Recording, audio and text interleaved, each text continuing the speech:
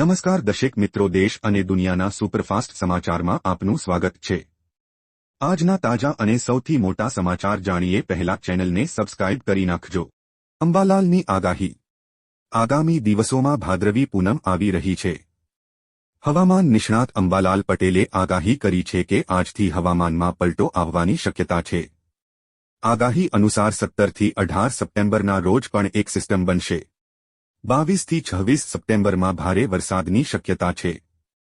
અંબાલાલની આગાહી અનુસાર ભાદરવી પૂનમ આસપાસ અંબાજી વિસ્તારમાં વરસાદ પડશે તેવી સંભાવના છે।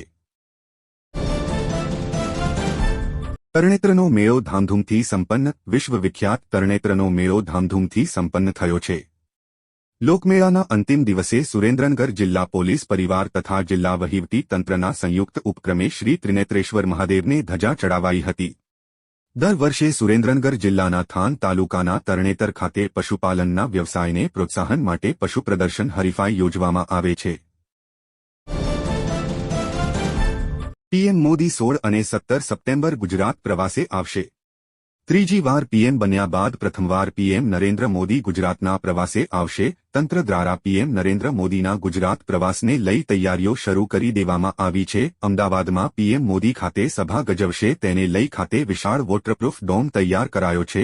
સાથે સાથે ખાતે 1 લાખથી વધુ કાર્યકર્તાઓ વડાપ્રધાનનું અભિવાદન કરશે।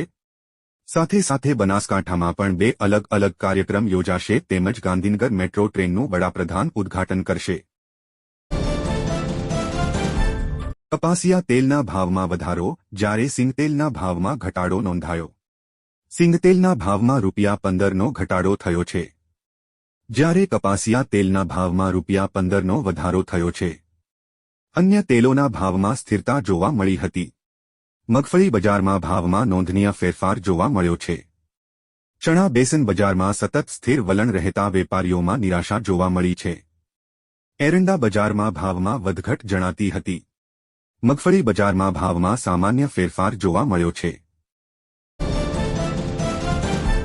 ડુંગળીના ભાવ ₹80 સુધી પહોંચ્યા। સરકારી આંકડા મુજબ ડુંગળીની મહત્તમ કિંમત ₹80 પ્રતિ કિલો છે, જ્યારે તેની લઘુત્તમ કિંમત ₹27 પ્રતિ કિલો છે।